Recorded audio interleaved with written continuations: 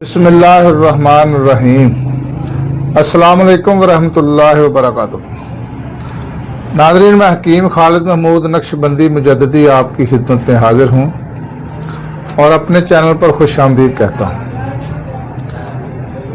नाज़रीन, चैनल को सब्सक्राइब करें और बेल आइकन को ज़रूर दबाएं ताकि आपको हर रोज़ नई से नई वीडियो मिल सके।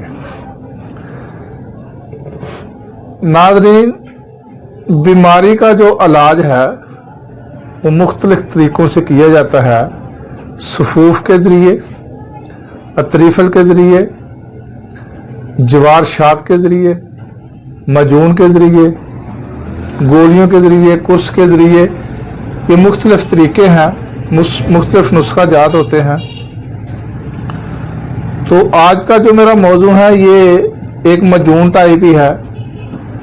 आप इसको अतरीफ़ल भी कह सकते हैं, लेकिन ये अतरीफ़ल हो या जवार शात हो या मजून हो, खमीरा जात हो, ये तकरीबन मिलते जुलते ही इसके जो है ना वो किस्म होती है, लेकिन फ़ायद इसके अलग अलग हैं।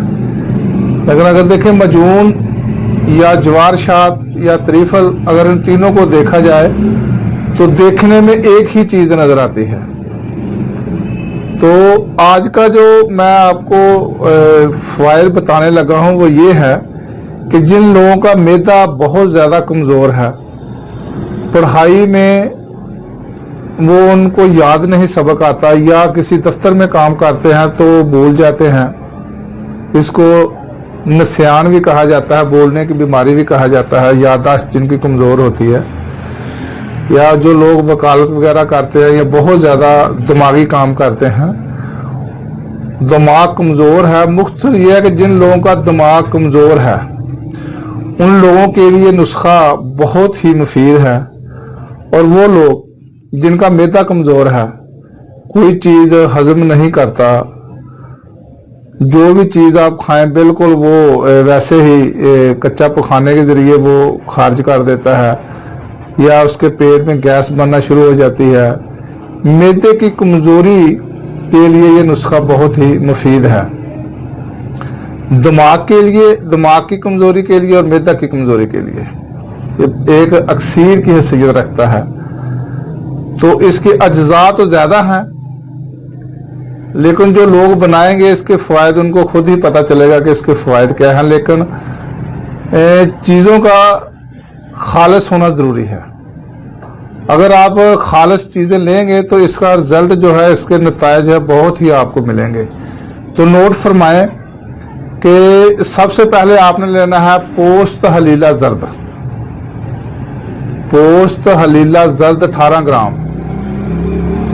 पोस्त हलीला काबली ये भी 18 ग्राम, हलीला स्याह 18 ग्राम, आमला 18 ग्राम गुठली से साफ किया हुआ।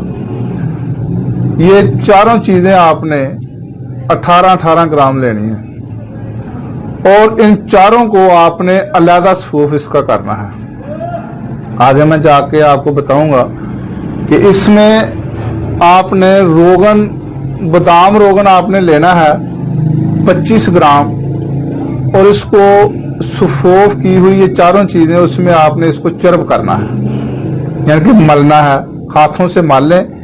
ये चीजें आप इसको अलग कर लें। इसके बाद काली मिर्च 9 ग्राम, मगा 9 ग्राम, जंजबील इसका दूसरा नाम है सुंड, ये अदरक का बनाया जाता है। इसको खुश्क करके, जो अदरक होती है जब उसको खुश्क कर लिया जाता है तो उसको जंजबील या सुंड के नाम से हम तेब में इसको पकाते हैं।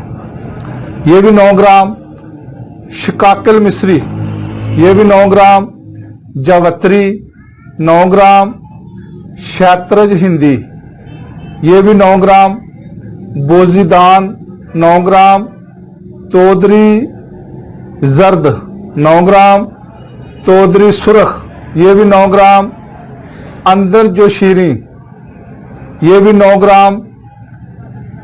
आगे आपने बहमन सुरख ये भी 9 ग्राम, बहमन सफ़ेद 9 ग्राम, तिल छिले हुए तिल 9 ग्राम, खसखास 9 ग्राम, मगज हब्बुल कलकल, इसका मगज आपने लेना, ऊपर वाला छिलका आपने उतार देना है, ये भी 9 ग्राम।